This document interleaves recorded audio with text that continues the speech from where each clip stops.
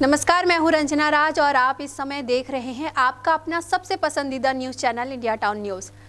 आपके अपने cable network और डिजिटल नेटवर्क के माध्यम से मिले प्यार और भरोसे के बाद अब हम आपकी टीवी स्क्रीन पर ताज़ा समाचारों का गुलदस्ता और नए नए कार्यक्रमों की श्रृंखला लेकर आते रहेंगे। तो चलिए शुरू करते हैं समाचारों का सिलसिला उन खबरों से जो बनी है इस वक्त की सुर्खियाँ। लापरवाही की हद का दिखा नतीजा, उबड़ खाबड़ जमीन पर बना स्टेडियम, 4 करोड़ की लागत से बना स्टेडियम अभी भी अधूरा। कहां गया शासन का ये पैसा, कौन है इसका जवाबदेही। ओलावृष्टि से हुआ बड़ा नुकसान, अधिकारी ले रहे नुकसान का जायजा। 16,000 से ज्यादा किसानों ने दी जानकारी, मुआवजे के प्रकरण की हो रही तैयारियां। कोयला उत्पादन हुआ बंद, केंद्र की नीतियों के खिलाफ श्रमिकों का हड़ताल, राजस्व को हो रहा नुकसान, मांगे पूरी नहीं होने पर उग्र आंदोलन की दी चेतावनी। अब खबरें विस्तार से। गांव-गांव में हमें कई ऐसे युवा मिल जाएंगे जो काफी प्रतिभावान हैं, पर उन्हें उनकी जरूरतों के हिसाब से सुविधा उपलब्ध नहीं होती है। उन्हें खेल प्रैक्टिस के लिए शहर का रुख अपनाना पड़ता है। इन्हीं युवाओं की प्रतिभा को निखारने के लिए शासन और प्रशासन के द्वारा कई तरह के निर्माण कार्य कराए जा रहे हैं। लेकिन तब तक क्या, जब वही निर्माण कार्य किसी के लिए कमाई का जरिया बन जाए। ऐसा ही कुछ आजकल देखने को मिल रहा है कोरिया जिले के बैकुंठपुर मुख्यालय से लगे ग्राम पंचायत सलका में, जहां युवाओं को एक आस थी कि जल्द ही स्टेडियम का निर्माण कार्य पूरा होगा, पर अब सिर्फ यह सपना ही बनता दिख रहा है। 4 साल बाद भी 3 करोड़ 96 लाख रुपए की लागत से बने स्टेडियम का निर्माण कार्य अधूरा है। सबसे बड़ा सवाल यह है कि निर्माण कार्य अधूरा है तो आखिर कहां गए करोड़ों रुपए। आइए देखते हैं इंडिया टाउन न्यूज़ की इस खास रिपोर्ट में। स्टेडियम का निर्माण कार्य बजट राशि की कमी से ठप पड़ा है। स्टेडियम का एक कोना करीब 7 से 10 फीट गहरे खाई में है, जिसे देखकर ऐसा लगता है कि यह खेल का मैदान नहीं बल्कि कांटेदार झाड़ियां और खरपतवार से भरा जंगल दिखाई पड़ रहा है। पीडब्ल्यूडी ने स्टेडियम का निर्माण पूरा करने के लिए 4.25 करोड़ का रिवाइज्ड एस्टीमेट तैयार किया, यानी 2 करोड़ 67 लाख रुपए खर्च होने के बावजूद स्टेडियम पर 4.25 करोड़ का और खर्च होगा। लापरवाही की हद यह है कि अफसरों को मालूम था कि जमीन समतल नहीं है, लेकिन ठेकेदार की मिलीभगत से उबड़ खाबड़ जमीन पर स्टेडियम बनाया गया। फिलहाल क्या यह स्टेडियम का कार्य पूरा हो सकेगा या सरकार इन पैसों को ठेकेदार के द्वारा अपने जेब में ही भर लिया जाएगा, या शासन प्रशासन के कोई बड़े अधिकारी इस विषय पर संज्ञान लेंगे, और क्या यह स्टेडियम अब खिलाड़ियों के लिए अच्छे से बन पाएगा। बैकुंठपुर के युवाओं की बहुत पहले से मांग रही है कि बैकुंठपुर में एक अच्छा स्टेडियम होना चाहिए, जिससे वो अपनी खेल को आगे तक लेके जा सके, अंतर्राष्ट्रीय राष्ट्रीय स्तर तक लेके जा सकें। पर यहाँ के युवा खेल से वंचित रहे हैं, क्योंकि यहाँ एक भी अच्छे स्टेडियम का निर्माण नहीं हुआ है। 4 सालों से आप देख सकते हैं कि पीडब्ल्यू विभाग कितनी बड़ी लापरवाही है कि 4 साल से इन्होंने सलकम जो स्टेडियम बनने वाला था उसका कार्य लंबित पड़ा हुआ है। स्टेडियम का एक कोना देख सकते हैं आप कि खाई की ओर है, न वहाँ समतल करने के लिए मिट्टी का पटाव किया गया है, ना ही बाउंड्री वाल किया गया है। ये बहुत बड़ी लापरवाही है। शहर में आप देख सकते हैं मिनी स्टेडियम का वही हाल है और एसएसएल ग्राउंड का भी यही हाल है। तो मैं यही कहना चाहूँगा पीडब्ल्यू विभाग से कि जल्द से जल्द ग्राउंड का आप निर्माण करिए और अच्छी सर्व सुविधा युक्त खिलाड़ियों के लिए प्रैक्टिस करने के लिए उनको एक अच्छा ग्राउंड उपलब्ध कराइए। क्योंकि देखिए हमारे जो खिलाड़ी हैं वो रोड पे खेतों में प्रैक्टिस करने को मजबूर हैं। तो ये ऐसा क्यों हो रहा है? क्योंकि आप लोग इस कार्य को लंबित करके रखे हुए हैं। तो मैं यही गुजारिश करूंगा कि आप जल्दी से जल्दी इस कार्य को पूरा करें और हमारे खिलाड़ियों को सर्व सुविधा युक्त एक ग्राउंड उपलब्ध कराइए। खिलाड़ियों का कहना है कि इतनी राशि में सलका स्कूल ग्राउंड के स्टेडियम को बेहतर बनाया जा सकता था। स्कूल ग्राउंड मुख्य मार्ग से लगा हुआ भी है। शहरी क्षेत्र बैकुंठपुर की बात करें तो यहाँ मिनी स्टेडियम व एसईसीएल ग्राउंड की स्थिति भी ठीक नहीं है। आए दिन योजनाओं के कारण मैदान में गड्ढे हैं। मिनी स्टेडियम में परेड व सरकारी कार्यक्रम के कारण गिट्टी व मुरुम डाल दी गई है। दोनों मैदान बदहाल पड़े हुए हैं। उसमें सर प्रशासकीय स्वीकृति मिली थी हमको 506.9 लाख का मिला था और और उसका जो अनुमानित लागत था उसमें ठेकेदार जो 20% बिलों में काम लिया था, मतलब उसके पीएससी हुआ था 396.9 लाख का, और अभी तक ये जो है ना उसका भुगतान 266 लाख का भुगतान हो गया है। और उसके द्वारा अभी हमको इसका रिवाइज एस्टीमेट हम लोग तैयार कर रहे हैं। अभी पहले भी इसका एस्टीमेट जो है 841 लाख का गया था, उसके अगेंस्ट में हमको 506.9 लाख का ये मिला था। उसमें मेनली जो है ग्राउंड समतल नहीं होने के कारण उस साइड अपने को रिटर्निंग वाल बनाना पड़ रहा है। रिटर्निंग वाल बनेगा और लेवलिंग करना पड़ेगा। बाकी जो मेन स्टेडियम का काम पूरा हो गया है, लेटरिन बाथरूम इधर जो है ना सम्प वेल नाली वाली का काम अभी चल रहा है, अभी 1 महीने के अंदर पूरा हो जाएगा। अच्छा, ये एक्चुअल में डिले तो हुआ है, इसमें ठेकेदार को पेनल्टी लगेगी। इसका कार्यादेश जारी हुआ था 3/9/2019 को, और इसमें क्या है बीच में 2 साल लगभग कोरोना पीरियड आ गया 2020 से 21 में, और उसके स्वयं की भी तबीयत, उसका पैर भी कट गया है, उसके कारण भी थोड़ा सा डिले हुआ है। और वैसे इसका हम लोग धारा 2 में पेनल्टी ही लगेगा उसको। इंडिया टाउन न्यूज के लिए कोरिया से पुष्पा गुप्ता की रिपोर्ट। पूरे प्रदेश में आंगनबाड़ी कार्यकर्ता सहायिका संघ ने 1 दिवसीय धरना प्रदर्शन किया, जिसका असर छत्तीसगढ़ के हर जिले में देखने को मिल रहा है। इस दौरान उन्होंने चेतावनी भी दी है कि प्रदेश में एकजुट होकर लोकसभा चुनाव में अपनी ताकत दिखाएंगे। ऐसा ही कुछ नजारा सरगुजा जिले में देखने को मिला है। सैकड़ों की संख्या में आंगनबाड़ी कार्यकर्ता सहायिका संघ ने 2 सूत्रीय मांगों को लेकर प्रदर्शन किया। 1 दिवसीय धरना प्रदर्शन कर कलेक्ट्रेट का घेराव कर प्रधानमंत्री के नाम कलेक्टर को ज्ञापन सौंपा। दरअसल जिले के सैकड़ों आंगनबाड़ी कार्यकर्ता सहायिका संघ ने आज 2 सूत्रीय मांगों को लेकर धरना प्रदर्शन किया है। आंगनबाड़ी कार्यकर्ताओं ने रैली निकालकर कलेक्ट्रेट पहुंचे। मानदेय को बढ़ाते हुए इन्हें शासकीय कर्मचारी घोषित करने की मांग की है। हम लोग अपनी 8 सूत्री मांग को लेकर आज 1 दिवसीय धरना रैली करते हुए यहाँ कलेक्ट्रेट परिसर में रैली के माध्यम से आए हैं, और अभी हम लोग कलेक्टर सर को ज्ञापन सौंपे हैं। हम लोग सबसे पहले तो मैं मुख्यमंत्री सर को बहुत बहुत बधाई देना चाहती हूँ। केंद्र शासन और आज हमारा प्रांत एक ही शासन है, प्रांत और केंद्र, तो मैं बहुत बहुत बधाई देना चाहती हूँ। और मैं केंद्र शासन से ये गुहार लगाना चाहती हूँ कि हमारी जो आंगनबाड़ी कार्यकर्ता सहायिका बहनें हैं वो लगभग 50 साल से केंद्र में कार्यरत हैं। केंद्र सरकार से मात्र उन्हें आज तक 50 साल में मात्र 4500 रुपये की राशि दिया जा रहा है, जो बिल्कुल जीने लायक नहीं है।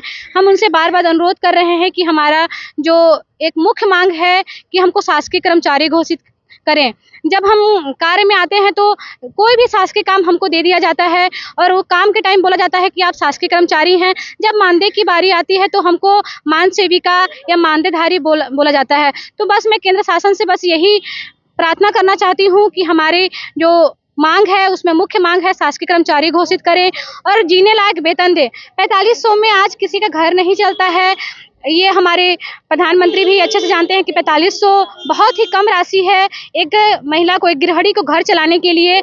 तो उनसे अनुरोध है कि कम से कम हमको 21,000 की राशि दिया जाए। 9 साल पहले यही हमारे माननीय प्रधानमंत्री जी बोले थे, जैसे मैं केंद्र में आऊंगा सबसे पहले मैं आशा कर्मचारी आंगनवाड़ी कार्यकर्ताओं को देखूंगा।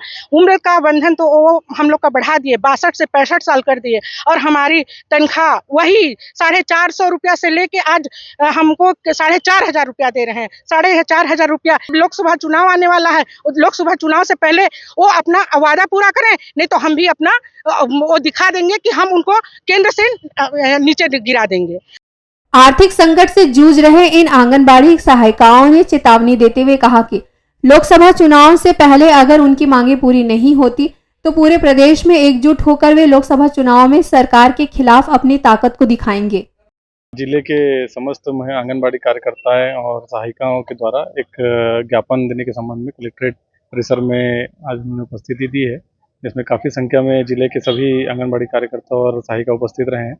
ज्ञापन सीएम साहब और हमारे आदरणीय पीएम साहब के नाम पे ज्ञापन है, और ज्ञापन में उन्होंने कुछ मांगे की है, जैसे उनको शासकीय कर्मचारी घोषित किया जाए, उनका मानदेय बढ़ाया जाए और उनके ग्रेजुएटी पेंशन के संबंध में भी कुछ मांगे हैं। तो मांगों को मेरे द्वारा इसको यहाँ पे लिया गया है ज्ञापन को, और इसको नियमानुसार शासन को और केंद्र सरकार को इसको प्रेषित किया जाएगा। इंडिया टाउन न्यूज के लिए सरगुजा से शैलेश सिंह की रिपोर्ट।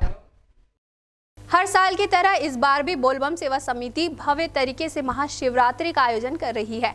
समिति की ओर से कार्यक्रम की तैयारियां जोरों शोरों पर है। बीते शुक्रवार को हल्दी कार्यक्रम का आयोजन किया गया। सबसे पहले कार्ड में हल्दी लगाई गई और उसका पूरे शहर में वितरण हुआ। कार्ड वितरण में सैकड़ों की संख्या में महिलाएं शामिल हुई, जो भोलेनाथ के गानों पर झूमती हुई नजर आई। बोलबम सेवा समिति की ओर से 16 सालों से बाबा की बारात निकाली जा रही है। इस बार कुछ और खास होगी, जिसकी भव्यता 8 मार्च को महाशिवरात्रि पर देखने को मिलेगी। भक्तों को 230 से ज्यादा झांकियां बारात में देखने को मिलेगी।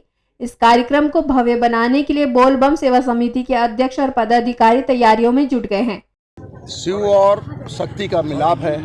देवादेव महादेव के साथ माँ पार्वती का विवाह है, तो माँ पार्वती के कहीं न कहीं भाव हमारी सब बोलबम समिति की महिलाओं से जुड़ा है और महिलाएं बढ़ चढ़ के हिस्सा ले रही हैं, क्योंकि हिस्से के साथ नाच रही हैं, झूम रही हैं, और क्योंकि बाबा आ रहे हैं, माँ पार्वती का विवाह हो रहा, तो विवाह की खुशी परिवार के साथ, घर के साथ, समाज के साथ और लोगों के साथ बांट रही हैं। और आप देख रहे हैं कि अभी 4 किलोमीटर तक चलते चलते पैदल इन्होंने कार्ड बांटा, और अभी के अंदर भी वो उत्साह है कि नहीं अभी और भैया हम 4 किलोमीटर नहीं 6 किलोमीटर चलेंगे, क्योंकि 31,000 कार्ड है, समय पे बांटना है ताकि लोगों को मिल जाए और समाज के तीसरे पंक्ति तीसरे व्यक्ति तक मिल जाए। इस भाव से भक्ति जगाते हुए पूरी महिला टीम और यूथ टीम और पूरी बोलबम की समिति निकली है, ढोल नगाड़े के साथ में और आतिशबाजियों के साथ में।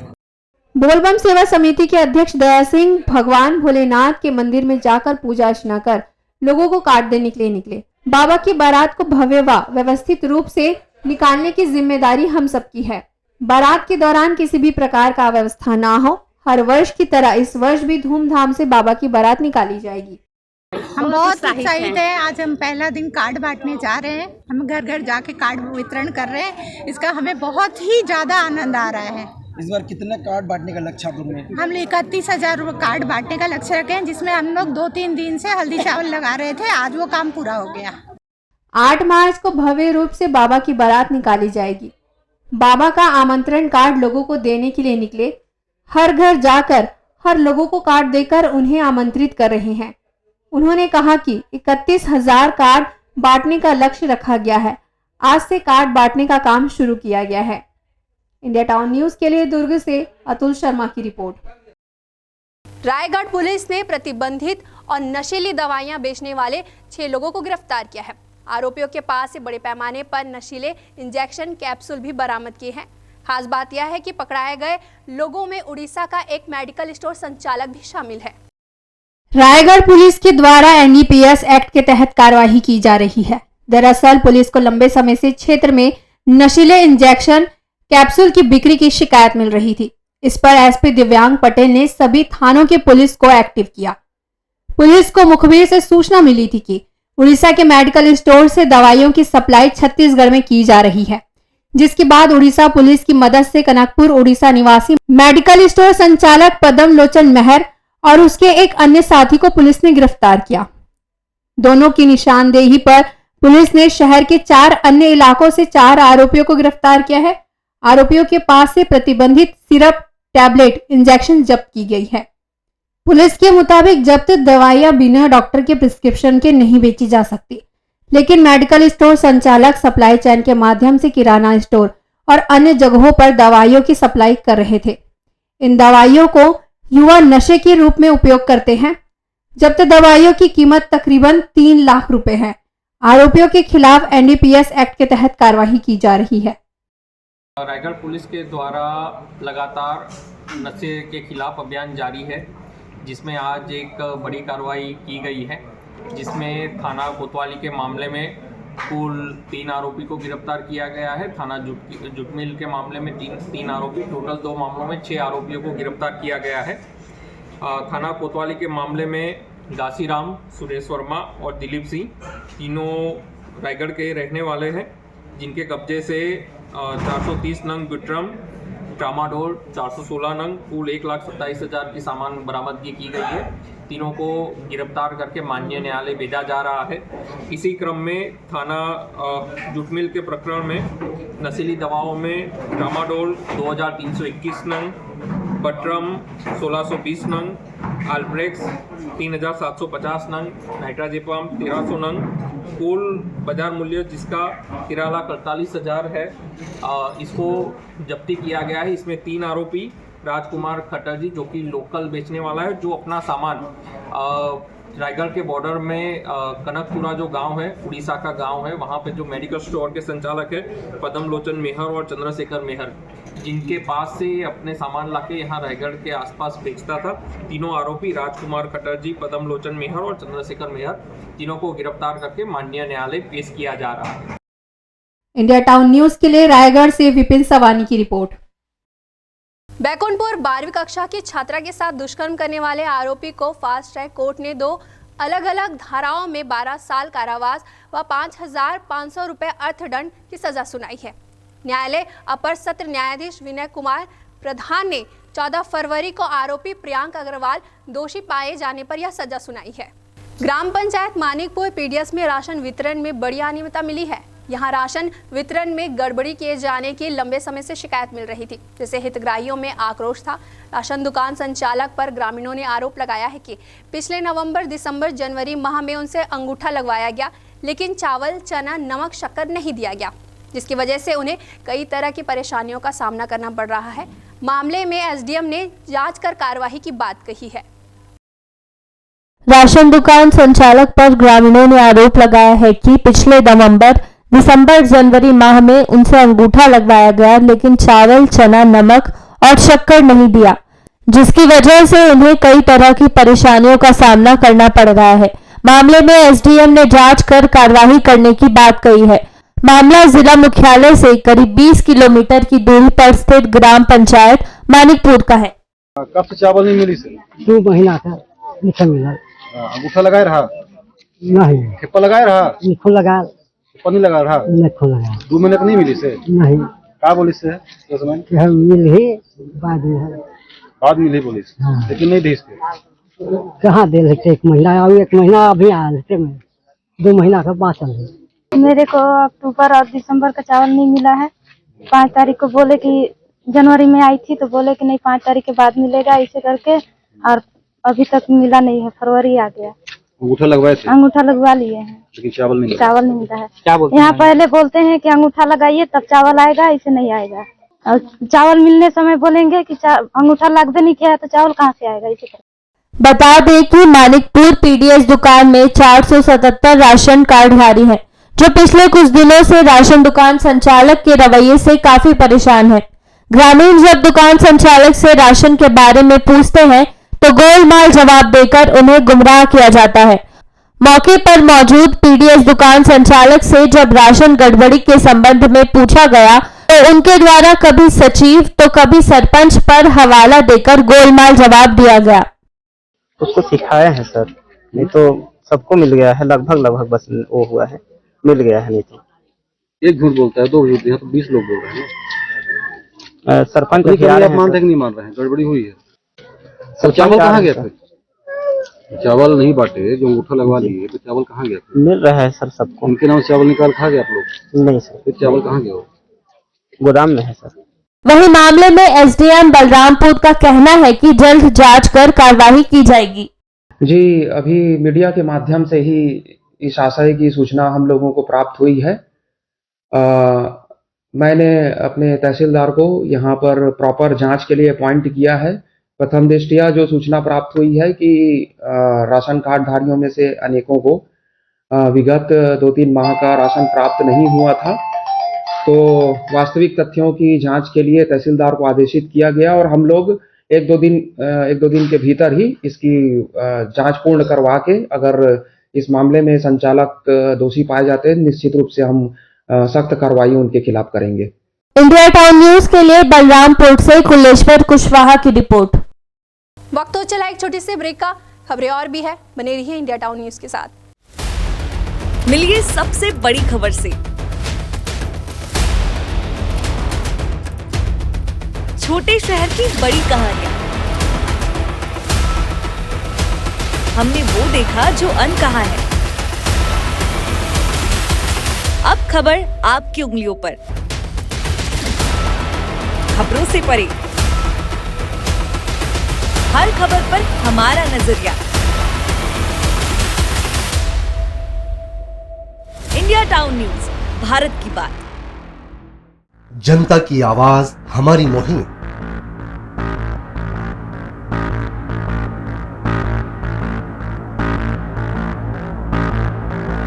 डिजिटल युग की नई आवाज। जनता का भरोसा, जनता की जीत, जनता का मत, ये सारी चीजें जब दावे करती है, हारती है, तो ईवीएम पर सवाल क्यों?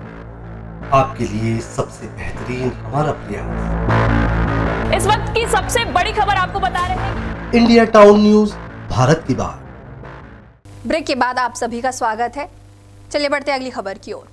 केंद्र सरकार की मजदूर विरोधी नीतियों के कारण संयुक्त श्रमिक संगठनों के द्वारा एक दिवसीय राष्ट्रीय व्यापी हड़ताल की जा रही है।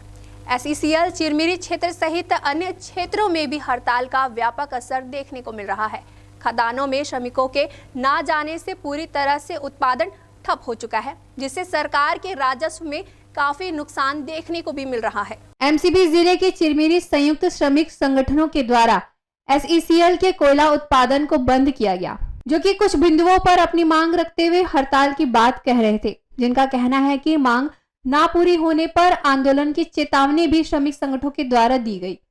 श्रमिक संगठनों के पदाधिकारी से जब हमने बात की तो उनका साफ कहना है कि पूरे 3 शिफ्ट हम हड़ताल जारी रखेंगे, जिसके कारण केंद्र सरकार को राजस्व का काफी नुकसान होगा। अगर हमारी मांगे पूरी नहीं हुई तो हमारे द्वारा उग्र आंदोलन भी किया जाएगा। Byte Sanjay Tiwari, byte 2 Abdul. उद्योग पे आज हड़ताल की स्थिति में, चक्का जाम की स्थिति में कोई स्वयं कर्मचारी कितना सरकार से दुखी है या प्रबंधन से इतना दुखी है कि आज पूरा ठप है। और इससे 210 करोड़ के लगभग इस पूरा कोल इंडस्ट्री को ही, इस उद्योग के आज से पूरे कोल इंडिया में क्षति हुआ। जो राष्ट्र को क्षति हुआ प्रबंधन की अपना जिद के वजह से है। और इसमें संयुक्त यूनियन ने अपना तय किया है कि प्रबंधन को सागा करने के लिए ये किया है 1 दिन का। चारों ट्रेड यूनियन मिलकर इसका स्ट्राइक कर रहे हैं। ये कमर्शियल माइनिंग के विरोध में कर रहे हैं। जो सरकार की गलत नीतियों से जो ठेकेदार पूंजीपतियों को जो खदानें बांट दी जा रही हैं, उसका हम विरोध करते हैं। और सभी मजदूर के जो आज बच्चे हैं वो सब बेरोजगार हो जा रहे हैं और ये प्राइवेट माइन पूंजीपतियों को दे रही है। इसीलिए संयुक्त मोर्चा सभी 4 यूनियन के BMS को छोड़कर बाकी 4 यूनियन साथ में हैं और इसका प्रबल हम विरोध कर रहे हैं और हमेशा विरोध करता रहेंगे। चारों ट्रेड यूनियन के द्वारा मिलकर की जा रही हड़ताल के द्वारा कमर्शियल माइनिंग का विरोध किया जा रहा है। इस परियोजना में भरना होकर पूरा देश व्यापी है और इसमें किसान के द्वारा, बेरोजगारों के द्वारा, छोटे व्यापारियों के द्वारा सरकार को जगाने का प्रयास किया जा रहा है। जिस प्रकार से दिन प्रतिदिन नए नए कानून लाकर खदानों को नीलामी की जा रही है, उद्योगपतियों को मदद पहुंचाने का कार्य किया जा रहा है, मजदूरों का शोषण हो रहा है, ठेकेदारी मजदूरों का जो 1100 से 1500 के अंदर वेतन बनता है वो मुश्किल से 200 से 300 रुपये का भुगतान किया जा रहा है। ये सारी चीज़ों को लेकर राष्ट्रव्यापी एक आह्वान हुआ है, जिसके तत्वाधान में चारों श्रम संगठन के साथ साथ 10 अन्य संगठन इस आंदोलन को कर रहे हैं। और एक प्रकार से सरकार को यह जताने का प्रयास किया जा रहा है कि सार्वजनिक उद्योगों का निजीकरण करना बंद करे, जो कि मजदूरों के हित के साथ अच्छा कार्य होगा। इंडिया टाउन न्यूज़ के लिए MCB से मनोज श्रीवास्तव की रिपोर्ट। वर्तमान में चल रहे किसान आंदोलन का असर छत्तीसगढ़ के गरियाबंद में भी देखने को मिल रहा है, जहां भारतीय किसान यूनियन ने किसान आंदोलन के समर्थन में गरियाबंद के पंडित सुंदरलाल शाम चौक पर कार्यकर्ताओं ने प्रदर्शन किया और केंद्र सरकार के खिलाफ जमकर नारेबाजी की। किसान यूनियन की मांग है कि न्यूनतम समर्थन मूल्य में खरीदी की कानूनी गारंटी दी जाए, शहीद किसान परिवारों को उचित मुआवजा एवं शहीद का दर्जा दिया जाए, आंदोलनकारी किसानों के ऊपर दर्ज मामलों को भी वापस लिया जाए। इंडिया टाउन न्यूज़ के लिए गरियाबंद से नीरज शर्मा की रिपोर्ट। बलरामपुर जिले के राजपुर थाना क्षेत्र में 13 फरवरी को एक बुजुर्ग की खेत में लाश मिली थी। इस मामले में पुलिस ने 2 आरोपियों को गिरफ्तार किया है। इस मामले में एक नाबालिग आरोपी फरार है, जिसकी तलाश में पुलिस जुट गई है। जमीन विवाद में बुजुर्ग की पत्थर से कुचलकर हत्या कर दी गई थी। जानकारी के मुताबिक लगभग 2 महीने पहले आरोपियों ने मृतक से कुछ जमीन गिरवी ली थी। उसके बाद पंचायत में फैसला हुआ कि उक्त जमीन को वापस पाने के लिए मृतक को 25,000 रुपए वापस देने होंगे। मृतक ने 2 बार में करके पैसे वापस लौटा दिए, लेकिन आरोपियों के मन में जमीन को लेकर खटास भरा हुआ था। 12 फरवरी को आरोपियों ने गांव में एक जगह पर बैठकर पहले शराब पी। कुछ देर बाद मृतक भी वहीं आ गया और साथ में ही शराब पीने लगा। शराब पीने के बाद जब मृतक पगडंडी के रास्ते घर वापस जाने लगा, तब आरोपी भी उसके पीछे पीछे चलने लगे। फिर एकांत में मारपीट के बाद सिर को पत्थर से कुचलकर आरोपियों ने बुजुर्ग को मौत के घाट उतार दिया। एक नाबालिग समेत 3 आरोपियों ने वारदात को अंजाम दिया। पुलिस ने 2 को गिरफ्तार कर लिया है, जबकि नाबालिग आरोपी अभी भी फरार चल रहा है। इंडिया टाउन न्यूज के लिए बलरामपुर से कुलेश्वर कुशवाहा की रिपोर्ट। विगत 3 दिनों पूर्व बेमेतरा जिले के साजा एवं थान खमरिया क्षेत्र में हुई ओलावृष्टि को लेकर किसानों की फसल क्षति के बाद अब तक 16,000 किसानों ने प्रशासन को फसल क्षति की जानकारी दी है, जिसके बाद अब कृषि विभाग के द्वारा क्षतिपूर्ति प्रकरण तैयार की जा रही है। बेमेतरा जिले में 3 दिन पूर्व ओलावृष्टि से साजा व थान खमरिया तहसील के किसानों की चना, सब्जी भाजी, खरबूज की फसल को नुकसान हुआ है। ओलावृष्टि प्रभावित किसानों के द्वारा कलेक्टर रणवीर शर्मा से गुहार लगाए जाने के बाद प्रशासन हरकत में आया और कृषि अधिकारियों ने प्रभावित क्षेत्र का दौरा कर नुकसान का आकलन किया। वहीं बेमेतरा जिला के कृषि विभाग के उप संचालक मोरध्वज ने बताया कि ओलावृष्टि से साजा व थान खमरिया क्षेत्र में किसानों की फसल प्रभावित हुई है। फसल प्रभावित होने से 72 घंटे तक फसल प्रभावित होने की सूचना देनी होती है। वहीं अब तक कुल 16,000 किसानों से सूचना आ चुकी है। जल्द ही मुआवजे को लेकर कार्यवाही की जाएगी। विगत दिनों जो बारिश हुई है, ओलावृष्टि हुई है, उससे जिले में फसल प्रभावित हुई है, नुकसान भी हुआ है। मुख्य रूप से चने फसल को थान खमरिया तहसील के 38 गांव में चने की फसल को नुकसान हुआ है और इसके लिए फसल जो किस बीमा के जो किसान कराए हैं उनको 72 घंटे में फसल नुकसान क्षति की सूचना देना आवश्यक होता है। अभी तक किसान भाइयों से लगभग 16,000 इंटीमेशन प्राप्त हो चुके हैं। आगे उस पर कार्रवाई की जा रही है। जल्द ही प्रोसेस करके और 8-10 दिन के अंदर जो है ज्वाइंट सर्वे करके किसानों को लाभान्वित करने की कार्रवाई की जाएगी। इंडिया टाउन न्यूज के लिए बेमेतरा से अंकुर तिवारी की रिपोर्ट। तो ये थी अब तक की खबरें। जाने से पहले एक बार फिर हम आपको बताना चाहेंगे कि अब हम पूरे छत्तीसगढ़ में आपके अपने केबल नेटवर्क के माध्यम से टीवी स्क्रीन पर उपलब्ध हैं। आप अपना भरोसा और स्नेह इसी तरह से कायम रखें। अगले बुलेटिन में ताज़ा तरीन खबरों के साथ हम फिर होते हैं हाजिर। तब तक ज्ञान, मनोरंजन और हर पल की अपडेट के लिए आप देखते रहिए इंडिया टाउन न्यूज़, भारत की बात। मुझे दीजिए इजाज़त। नमस्कार। मिलिए सबसे बड़ी खबर से। छोटे शहर की बड़ी कहानियां। हमने वो देखा जो अनकहा है। अब खबर आपकी उंगलियों पर। खबरों से परे, हर खबर पर हमारा नजरिया।